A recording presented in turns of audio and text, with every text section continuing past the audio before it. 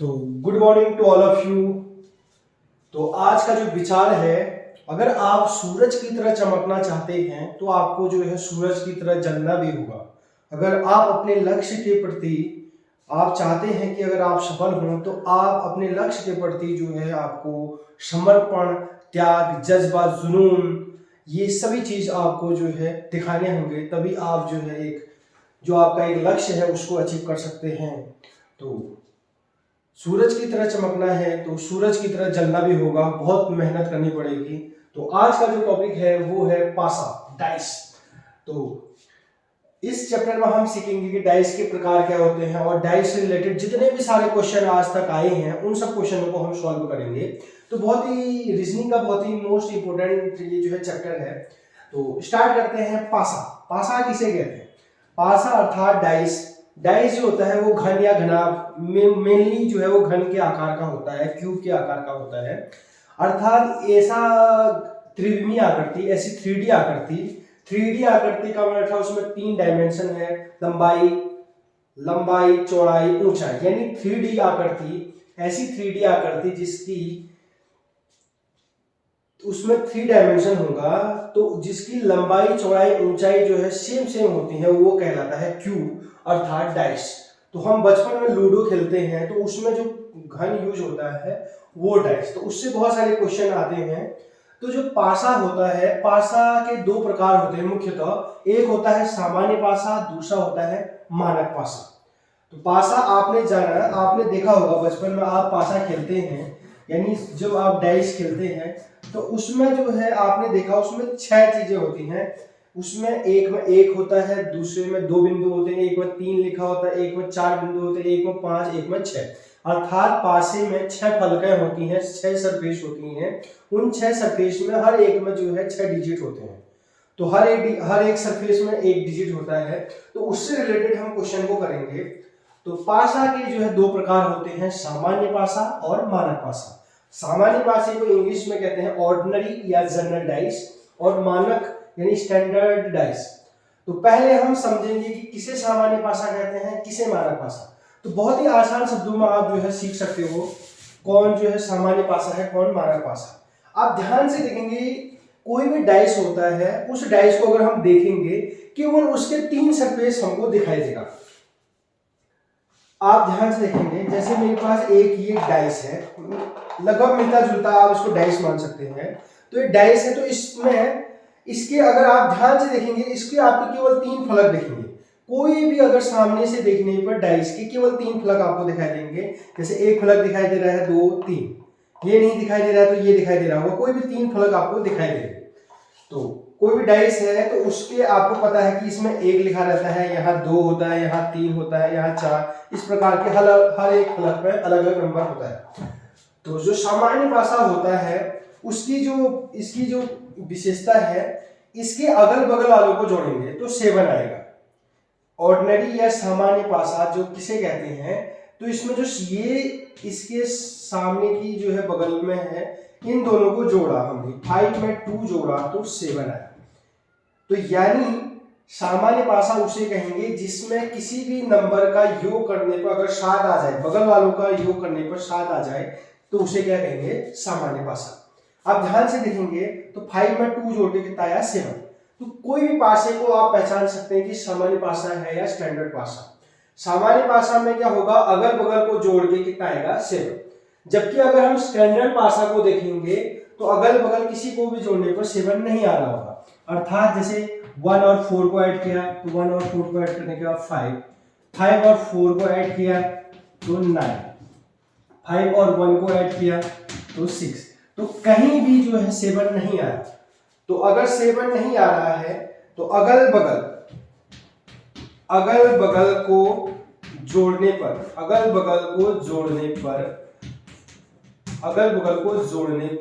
7 आएगा, तो वो कौन सा पासा होगा, सामान्य पासा। और अगर मानक पासा की बात करें तो अगल बगल को जोड़ने पर 7 नहीं आएगा, यानी अगर वो अगल बगल के जो नंबर हैं उनको अगर हम जोड़ दें तो 7 नहीं आएगा, लेकिन विपरीत फलकों पर जोड़ने पर क्या आएगा, 7 आएगा। अब इसको ध्यान से देखेंगे तो पहले आपको समझ में आ गया कि सामान्य पासा किसे कहते हैं, स्टैंडर्ड डाइस किसे कहते हैं। सामान्य पासा ये है जिस पासा के अगल बगल जोड़ने पर कितना आ जाए 7, तो उसे क्या कहेंगे सामान्य पासा। और जिसको जोड़ने पर 7 नहीं आता है वो क्या हो गया मानक पासा।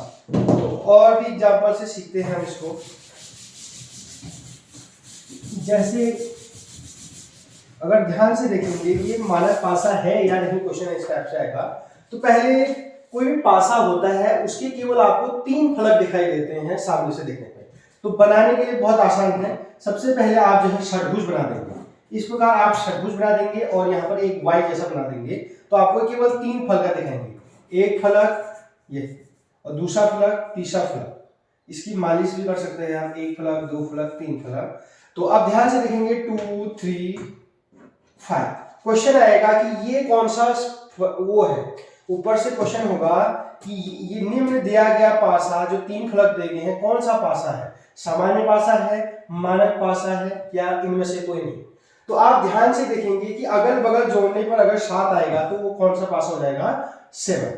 तो हम ध्यान से देखेंगे 3 में 2 जोड़ा 5, 7 नहीं आया। 3 में 5 जोड़ा 8, 7 नहीं आया। 5 में 2 जोड़ने पर कितना आ गया 7। तो आप ध्यान से देखेंगे कि अगल बगल जोड़ने पर किसी भी एक में अगल बगल जोड़ने पर अगर 7 आ गया तो आपने 5 में 2 जोड़ा तो कितना आ गया 7।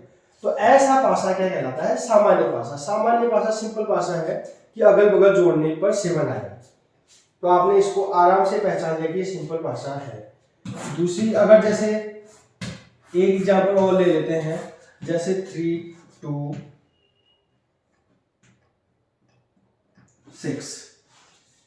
अब ध्यान से देखेंगे 6 में 3 जोड़ा 3 में 6 जोड़ा 9, 6 में 2 जोड़ा 6 में 2 जोड़ा 8, 2 में 3 जोड़ा 5।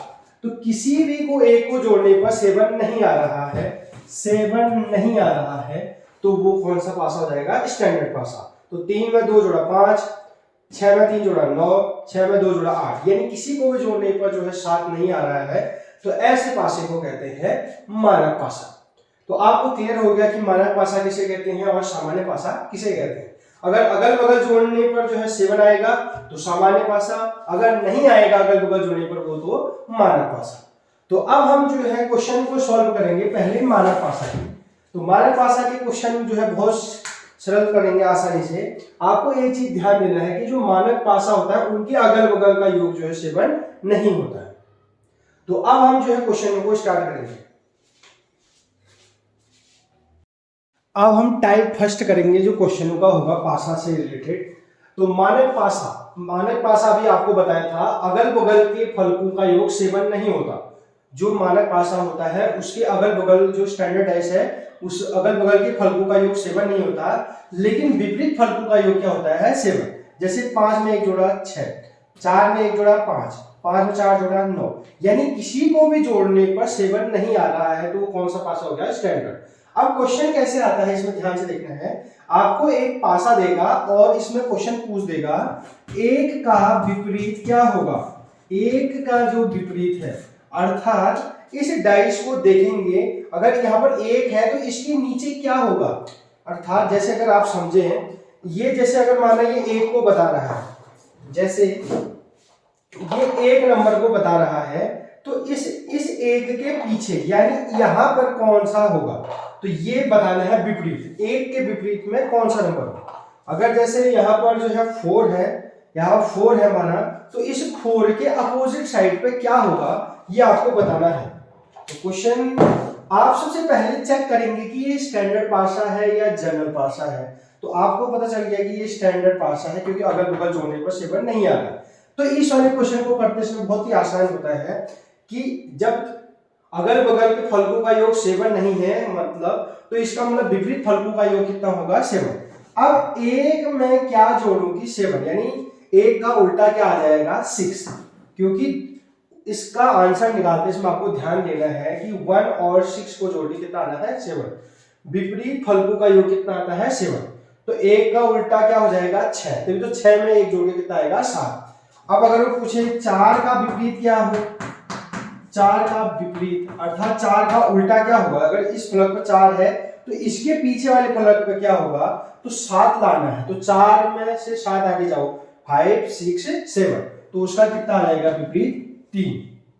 अब अगर वो पूछे 5 का विपरीत, तो 5 का विपरीत यानी 5 का जो है अपोजिट क्या होगा, ये 5 की साइड है तो उसके अपोजिट साइड क्या होगा, तो 7 होगा। तो उनको योग करके 7 आना है, तो 5 में क्या ऐड करने पर 7 आएगा, तो 2। तो आपको पता चल जाएगा कि पेपर में से किसी में भी पूछे तो उसका अपोजिट आप निकाल सकते हो, बशर्ते वो क्या हो, स्टैंडर्डाइज। अगर वो जनरल पासा होगा तो फिर हम उसकी पॉसिबिलिटी उसके अलग अलग क्वेश्चन करेंगे। तो टाइप 1 था जब स्टैंडर्ड पासा हो तो उसका अपोजिट कैसे निकालते हैं, जैसे एक और क्वेश्चन से सॉल्व कर सकते हैं हम। जैसे इसको चेंज कर देता हूं मैं। तो जैसे हमने एक पासा लिया,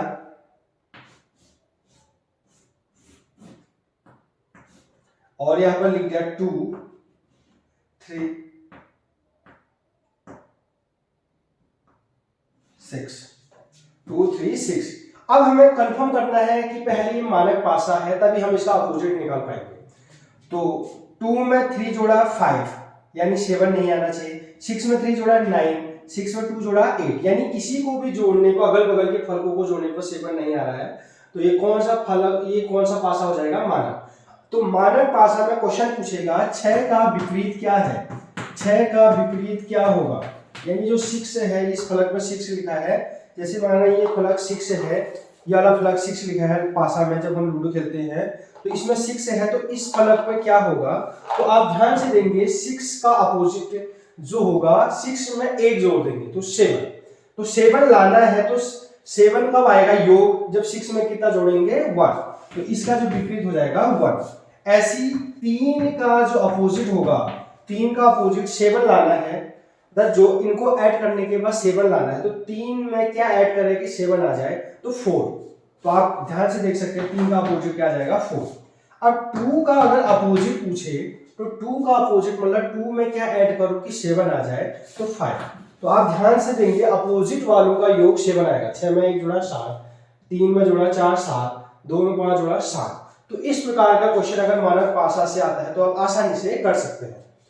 तो ध्यान से देखा आपने कि अगल बगल के पासों का योग जो है 7 नहीं होगा, लेकिन विपरीत फलकों का योग कितना होगा, 7। तो आसानी से आप जो है स्टैंडर्ड पासा का जो है आंसर निकाल सकते हैं। अब हम दूसरा टाइप देखेंगे, सिंपल डाइस। इससे पहले हमने स्टैंडर्ड डाइस पढ़ा था, अब जो है सिंपल डाइस। सिंपल डाइस में अगल बगल के योग जो होता है 7 होता है, तो 4 में 3 जोड़े, या इसके बगल में है, देखो ये इसके साथ टच हो रहा है, ये यहाँ पर और ये यहाँ पर टच हो रहा है, तो 4 और 3 को जोड़ के क्या आ रहा है, 7। अर्थात जब हम एक ही डाइस को जो है बार बार हिलाएंगे तो 4 5 3, क्योंकि आपको पता है कि एक डाइस को हम देखते हैं तो उसकी केवल 3 सतह दिखाई देते हैं, तो ये दिखाई दिया, वही डाइस है, डाइस सेम है, 2 बार डाइस नहीं है, एक ही डाइस को हिलाया है, तो उसको जब हमने जो है खेला तो एक बार ये दिखाई दे रहा है, एक बार ये दिखाई दे रहा है। तो आज का जो सेकेंड टाइप है सिंपल डाइस, अर्थात सिंपल डाइस में अगल बगल का योग कितना होता है, 7। तो हम इसका कैसे निकालेंगे विपरीत वाला, ये देखेंगे। तो ये सेकेंड टाइप है जब एक फलक में कॉमन हो। कॉमन का मतलब था एक फलक में सेम नंबर होगा, जैसे आप देखेंगे तो यहाँ 3 है, तो यहाँ भी कितना है, 3। तो इस प्रकार के क्वेश्चनों में तो 5 का अगर विपरीत पूछ दे, इससे पहले आपने बहुत आसानी से कर दिया था, 4 का पूछा था तो उसमें 7 3 जोड़ दे तो 7 आ जाता, तो 3 आ जाता। लेकिन आज वो स्टैंडर्ड डाइस था, आज हमारा स्टैंडर्ड डाइस ना होके सिंपल डाइस है। तो सिंपल डाइस वाले क्वेश्चन में आप कैसे करेंगे, तो सबसे पहले आप जो कॉमन नंबर है उसको लिख देंगे, तो हमने लिख दिया 3। उसके बाद क्लॉकवाइज जाएंगे, क्लॉकवाइज को समझ लेते हैं। जैसे माने ये घड़ी है, आपको पता है ये 12 है, ये 6 है, ये 3 है, ये 9 है, तो घड़ी की दिशा में अर्थात 12 के बाद 1 2 3 4, ये घड़ी की दिशा में, जैसे माना ये घड़ी की सुई है तो आपको पता है 12 1 2 3 इस टाइप से, तो यानी घड़ी की सुइयों की दिशा में जो बताता है टाइम, उसे कहते हैं क्लॉकवाइज। तो सबसे पहले जो कॉमन नंबर होगा उसको लिख देना है, 3 के बाद क्लॉकवाइज जाने पर क्या मिला, 5, फिर क्या मिला 4, इसको लिख देना है। फिर सेम इसमें भी लिख देना है, कॉमन वाले के नीचे कॉमन लिख देना है, 3 के नीचे क्या लिख दिया 3। फिर क्लॉकवाइज जाने पर क्या मिला, सबसे पहले 6 और क्या मिला 2। तो अब आपको आसानी से पता चल गया 5 का उल्टा, अब इसमें क्या करेंगे, हमने क्लॉकवाइज लिखा, 3 का उल्टा 3 नहीं होगा, क्योंकि आपको पता है एक पासे में एक ही बार नंबर होता है। तो आपको ये पता चल गया कि 5 का उल्टा 6 है और 4 का उल्टा 2 है, यानी 5 के अपोजिट साइड में 6 लिखा होगा और 4 के अपोजिट साइड में 2 लिखा होगा। तो अब कौन सा नंबर बचा, तो आप ध्यान से बता सकते हैं कि 2 आ गया है, 3 आ गया है, 4 आ गया है, 5 आ गया है, 6 आ गया है, तो एक ही नंबर बचा 1। तो 3 का जो अपोजिट होगा वो कौन हो जाएगा, 1। तो अगर क्वेश्चन में पूछा था 5 का विपरीत क्या होगा, तो 5 का विपरीत क्या है, 6। तो आसानी से एक और जो है एग्जांपल लेते हैं। तो एग्जांपल जो हमारा टाइप सेकंड चल रहा है, जब एक फलक में क्या हो, नंबर कोई कॉमन हो, when one number is common both the dice, दोनों डाइस में जो है एक नंबर कॉमन है। जैसे आप ध्यान से देखेंगे कि ये डाइस में 6 है, यहाँ भी 6 है, तो कोई ना कोई एक नंबर क्या है, इन डाइस में क्या है, कॉमन है। तो जब इस प्रकार के डाइस में कोई एक नंबर कॉमन होगा तो आप इनके अपोजिट कैसे निकालेंगे, तो आप ध्यान से देखेंगे कि अपोजिट कैसे निकालते हैं इन क्वेश्चनों का। तो सबसे पहले आप जो कॉमन नंबर है उसको लिख लीजिए इस डाइस का, तो 6। फिर क्लॉकवाइज चलिए, क्लॉकवाइज में घड़ी की दिशा में 6 के बाद क्या मिला, क्लॉकवाइज जाने पर देखो तो 4 मिला, 4 के बाद क्या मिला, 2। अब सेम यही जो है प्रोसेस इस डाइस में कीजिए, तो 6 के नीचे 6 क्योंकि कॉमन है, 6 के बाद क्या मिला, 5, 5 के बाद क्या मिला, 3। तो आप ध्यान से देखेंगे कि जो 4 का उल्टा है वो 5 है, 2 का उल्टा 3 है। अगर पेपर में आपको पूछता 4 का विपरीत कौन है, अपोजिट कौन है, तो 5, और 2 का अपोजिट कौन है, 3। और अगर आप अब आपके मन में क्वेश्चन आ रहा होगा कि तो सर 6 का क्या होगा, तो 6 का आसानी से निकाल सकते हैं। 6 का 6 नहीं होगा, क्योंकि 6 एक डाइस में एक नंबर एक ही बार होता है, तो 6 का क्या होगा, ध्यान से देखेंगे तो अब कौन सा नंबर छूट गया, जो नंबर छूट गया रिमेनिंग नंबर, वो जो है इसका क्या हो जाएगा, उल्टा। तो आप ध्यान से देखेंगे कि जो है 2 आ गया, 3 आ गया, 4 आ गया, 5 आ गया, 6 से, तो क्या बच गया, 1। तो 6 का जो अपोजिट आ जाएगा वो क्या आ जाएगा, 1। तो ध्यान से 6 का 1, 4 का 5, 2 का 3, अर्थात आप इस प्रकार के क्वेश्चनों को जो है क्या कर सकते हैं, सॉल्व कर सकते हैं। अब अगला जो है टाइप थर्ड लेते हैं, तो टाइप थर्ड को सीखते हैं आप। अगला टाइप करते हैं when two numbers are common in both the dash, जब दो अंक समान होते हैं तो इन क्वेश्चनों को सॉल्व कैसे करते हैं। तो आप ध्यान से देखेंगे कि इस क्वेश्चन में यहाँ भी 6 है, यहाँ भी 6 है, यहाँ 4 है, यहाँ भी 4 है, तो यानी दो नंबर जो है कॉमन है इसमें, 6 6 4 4। इससे पहले वाले क्वेश्चनों में केवल एक नंबर कॉमन था, इन वाले क्वेश्चनों में करते समय आप देखेंगे कि इनमें दो नंबर कॉमन होंगे। तो आप कैसे करेंगे, तो इन क्वेश्चन में बहुत ही आसान होता है कि ये कॉमन यानी 6 4 यहाँ भी है, 6 4 यहाँ भी है, तो जो बच गए, यहाँ 1 बचा, यहाँ 1 बचा, यहाँ 5 बचा, तो एक जो बच गए वो एक दूसरे के क्या हो जाएंगे, उल्टे। तो क्वेश्चन आएगा अगर आपका कि 1 का विपरीत क्या होगा, 5, और 5 का विपरीत क्या होगा, तो 1। तो आप ध्यान से देख सकते हैं कि अगर क्वेश्चन पूछता हो 1 का उल्टा क्या है, तो जो बच गया, यहाँ 1 बचा तो वहां क्या बच गया, 5। अब अगर आपके मन में क्वेश्चन आ रहा होगा कि 6 का, अगर वो पूछ देता 6 का विपरीत क्या होगा, या किसी का भी पूछ देता 6 का विपरीत क्या होगा, तो आप ध्यान से देखते आपको ये पता चल गया कि जो एक नंबर है, ये एक नंबर है, इसका उल्टा तो 5 है। अब 6 का पूछ रहा है, तो आपको पता है 6 के बगल में जो 6 का पूछ सकता है, तो 6 का जो हो सकते हैं, इस वाले क्वेश्चन में हम डायरेक्ट नहीं निकाल सकते कि कौन इसका अपोजिट होगा। तो इसमें पॉसिबिलिटी होती है कि 6 का जो विपरीत हो सकते हैं वो हो सकता है 2 3 4 हो सकते हैं। अब आपके मन में आ रहा होगा कि कहते हैं 1 और 5 क्यों नहीं लिखा, तो 1 का उल्टा क्या है, 5, तो 5 का उल्टा क्या है, 1, तो 6 का उल्टा तो नहीं हो सकता, क्योंकि साफ पता चल रहा है कि 1 का उल्टा तो 5 है, तो कंफर्म है, 100% श्योरिटी है कि 1 का उल्टा क्या आया, 5। तो 6 के क्या क्या हो सकते हैं, फिर क्या क्या बच गए, होते पासे में 1 2 3 4 5 6 है, 6 का उल्टा 6 नहीं हो सकता है, क्योंकि 6 का उल्टा 6 कैसे हो जाएगा, दो जगह 6 कैसे हो सकता है। आपको पता है 1 का उल्टा 5 है, तो 1 और 5 भी नहीं हो सकते, तो क्या क्या प्रायिकता बची, 2 और 3 और 4। तो आपको पता चल गया कि जो 6 की जो विपरीत है, 6 के विपरीत फलक में क्या क्या हो सकते हैं, 2 3 4। अब ध्यान से देखेंगे 6 के बगल में 4 बैठा है, यहाँ भी 6 के बगल में क्या बैठा है, 4। अब कोई भी, जैसे ये चीज है ये इसके बगल में बैठा है तो इसका अपोजिट कैसे हो सकता है? अगर यहाँ पर 6 है, यहाँ पर 4 है, ये 6 लिखा है, यहाँ पर 4 लिखा है, तो इसका अपोजिट कैसे हो सकता है? इसका अपोजिट तो पीछे होगा इसका, जैसे इसका अपोजिट यहाँ है, इसका अपोजिट यहाँ है, तो अपोजिट कैसे होगा? तो इसलिए इसका आंसर 4 नहीं हो सकता, इसलिए वाला ऑप्शन भी कट गया। 6 के बगल में 4 बैठा है, यहाँ 6 के बगल में 4 बैठा है, इसलिए 4 भी नहीं हो सकता। तो क्या क्या हो सकते हैं? प्रायिकता है 2 और 3 होने की।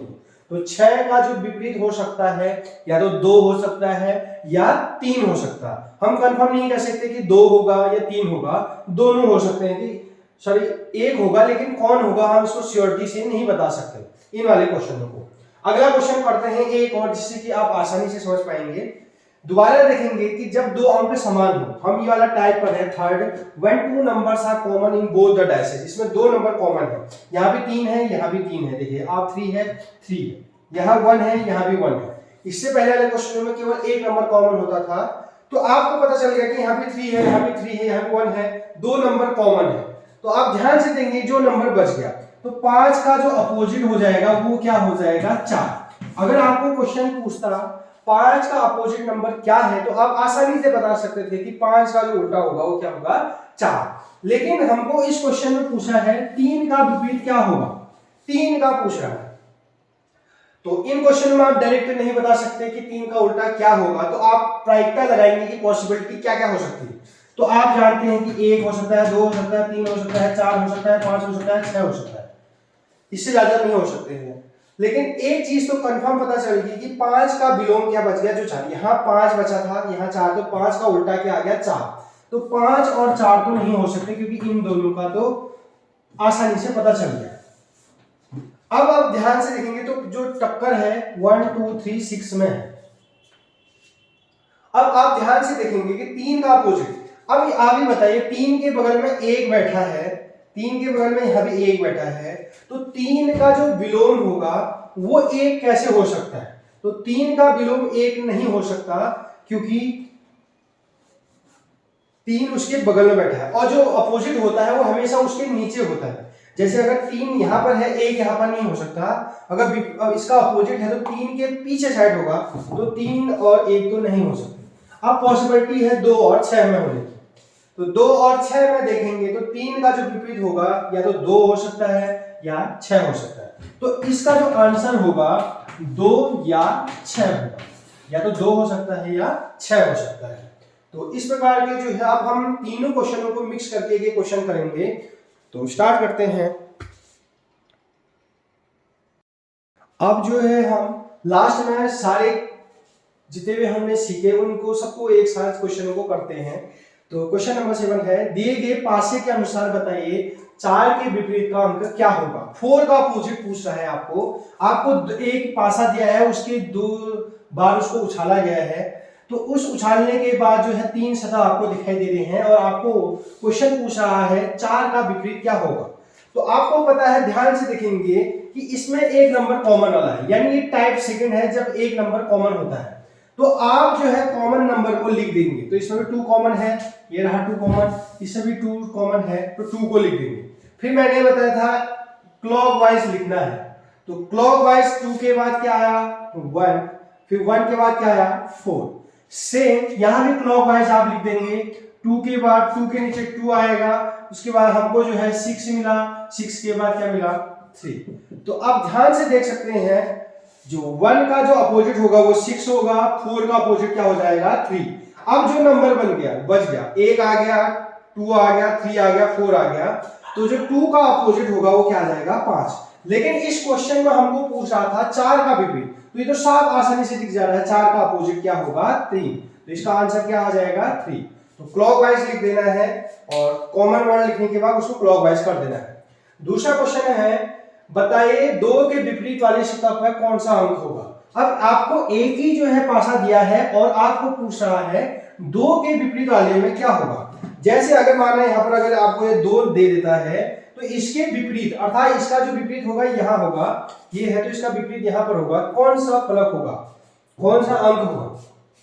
तो मैंने आपको एक जो है पासा बताया था स्टैंडर्ड पासा में जो है अगल बगल योग 7 नहीं होता। 4 2 6, 6 में 2 जोड़ा 8, 6 में 4 जोड़ा 10। अर्थात ये स्टैंडर्ड पासा है। स्टैंडर्ड पासे में यानी जो मानक पासा होता है, स्टैंडर्ड डाइस जो होता है उसमें अगल बगल 7 नहीं होता, लेकिन विपरीत फलकों में का योग, विपरीत फलकों यानी जो फेस होता है इनका योग 7 आना चाहिए। तो आपको पता है 2 का विपरीत पूछ रहा है, क्वेश्चन था 2 का विपरीत, तो 2 में क्या ऐड करूं कि 7 आ जाए, तो 2 में जब 5 ऐड करूंगा तो 7, तो 2 का जो विपरीत हो जाएगा वो हो जाएगा 5, राइट आंसर 5। अगर आपको पूछता 4 का विपरीत कितना है तो 3, 4 में 3 जोड़ने पर 7 आता है। 6 का पूछता तो 6 में 1 जोड़ने पर 7, तो 1 आ जाता। अगला क्वेश्चन है, बताइए 5 के विपरीत, या किसी का भी पूछ सकता था, बताइए 6 के विपरीत वाली सतह पर कौन सा अंक होगा। तो आप ध्यान से देखते आप, तो मैं आपको सबका विपरीत निकाल के दूंगा, जरूरी नहीं कि 6 का ही पूछे, किसी का भी पूछ सकता है। तो आप इन क्वेश्चन में देखेंगे कि इसमें 2 लोग कॉमन आए हैं, इसमें 2 है, इसमें 2 है, यहां भी 3 है, यहां भी 3 है। तो जब 2 नंबर कॉमन होते हैं तो जो नंबर बच गया होता है वो उसका आंसर हो जाता है। तो यहां बच गया 5, यहां बच गया 6, तो 5 का जो विपरीत आएगा यानी अपोजिट जो फलक पे जो नंबर है वो कितना हो जाएगा 6। तो हमारा तो आंसर निकल गया, 6 का पूछेगा तो 5, 5 का पूछेगा तो 6। अगर इसी में आपके मन में क्वेरी हो रही थी सर अगर 2 का पूछता हो, अगर वो 2 का पूछता, अगर वो इस क्वेश्चन में 2 का पूछता, तो आपको पता है 2 का जो हो सकता था, अब ध्यान से देखेंगे कि 2 का जो हो सकते हैं, 1 हो सकता है, 2 हो सकता है, 3 हो सकता है, 4 हो सकता है, 5 हो सकता है, 6, यानी इतनी ही प्रायिकता हो सकती है। और आपको पता चल गया 5 का 6 है, 6 का 5 है, तो ये तो नहीं हो सकते, अर्थात 6 और 5 नहीं हो सकते हैं। और 2 का 2 अपोजिट कैसे होगा, खुद का खुद अपोजिट कैसे हो सकता है, तो 3 प्रायिकता बची आपके पास कि 1 हो सकता है, 3 हो सकता है, 4 हो सकता है। अब आप ध्यान से देखेंगे कि 2 के बगल में 3 है, 2 के बगल में 3 है, अब कोई उसके बगल में बैठा है तो उसका अपोजिट कैसे हो सकता है, तो इसलिए 3 भी नहीं हो सकता है। तो 2 का जो अपोजिट हो सकता है या तो या 1 हो सकता है या 4। तो इस वाले आंसर में जो है करेक्ट आंसर नहीं बता सकते हैं, ऑप्शन ये वाले में टिक कर देंगे। होप आपको जो है समझ में आया होगा। तो अगर आपको वीडियो पसंद आई तो आप जो है शेयर भी कर सकते हैं अपने दोस्तों के बीच में, सब्सक्राइब करना जरूर